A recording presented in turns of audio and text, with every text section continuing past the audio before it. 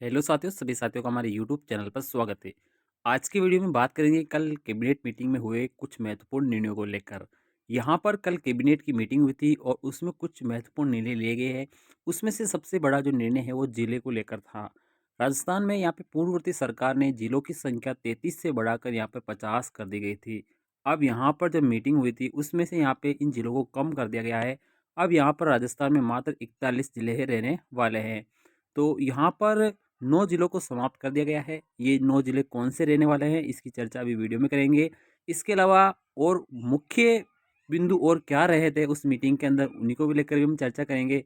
तो यहाँ पर एक बार फिर से राजस्थान का नक्शा बदलने वाला है।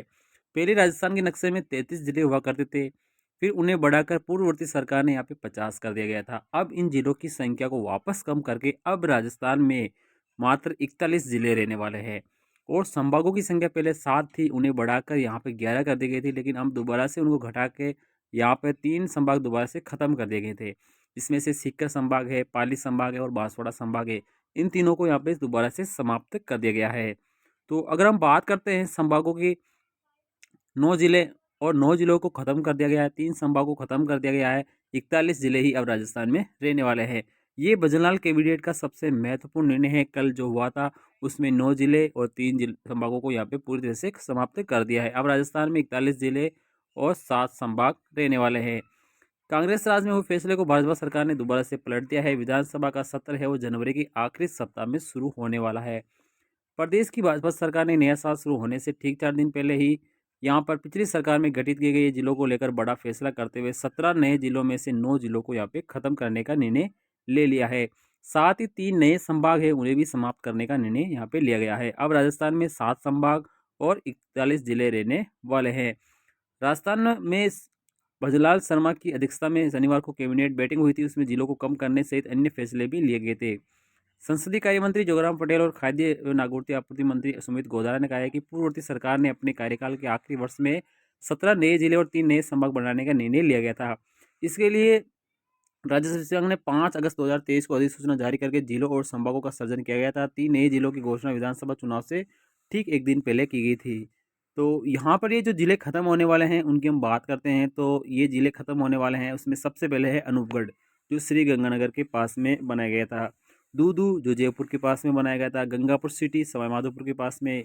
जयपुर ग्रामीण यानी जयपुर का ही हिस्सा था। जोधपुर ग्रामीण जोधपुर किस जिले का हिस्सा। केकड़ी जो अजमेर का हिस्सा हुआ है। नीम का थाना ये जो सीकर के और सांचौर यानी जालौर का हिस्सा।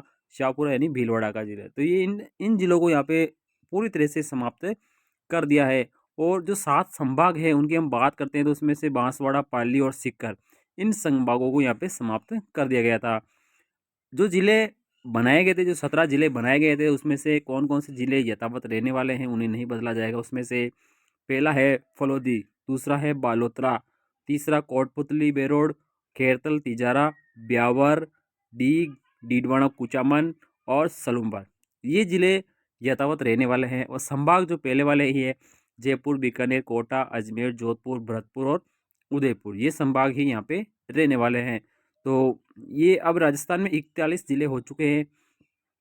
जनवरी से तबादला हटने की यहाँ पे बात हो गई है। जनवरी में तबादला हो सकता है, तो यहाँ पे सभी विभागों में तबादले भी हो सकते हैं। ऐसा ही भर्ती को रद्द करने का मामला यहाँ पे सरकार ने नहीं लिया है इस मीटिंग के अंदर। तो यहाँ पर ये एक अच्छा कदम कहा जा सकता है। ये फैसला अच्छा कहा सकता है। पंचायतों का पुनर्गठन होगा, दोबारा से यहाँ पे पुनर्गठन होने वाला है। ये भी लिया गया है। तो समान पात्रता परीक्षा का जो स्कोर है उसकी जो वैधता है, और वो 1 साल की जगह यहाँ पे 3 साल रहने वाली है। ये भी कल की बैठक का सबसे महत्वपूर्ण निर्णय कहा जा सकता है। इसमें यहाँ पर और भी लिए गए फैसले, जिसमें पशुधन सहायक की वैधता जो वैधता है 3 साल कर दिए सीटी की। तो और पशुधन सहायक में पदोन्नति का तीसरा अवसर भी यहाँ पे दिया गया था। अब सीटी का स्कोर 1 साल की बजाय 3 साल का रहने वाला है, और आप 3 साल तक इसमें बदलाव नहीं कर सकते। अगर आप स्कोर में सुधार करना चाहते हैं तो आप पेपर दे सकते हैं, वरना आप उसी को ही 3 साल तक यूज कर सकते हैं। इसके अलावा यहाँ पर कुछ और संशोधन भी किए गए थे। तो सबसे इम्पोर्टेंट जो संशोधन है वो समान पात्रता परीक्षा वाला देखा जा रहा है।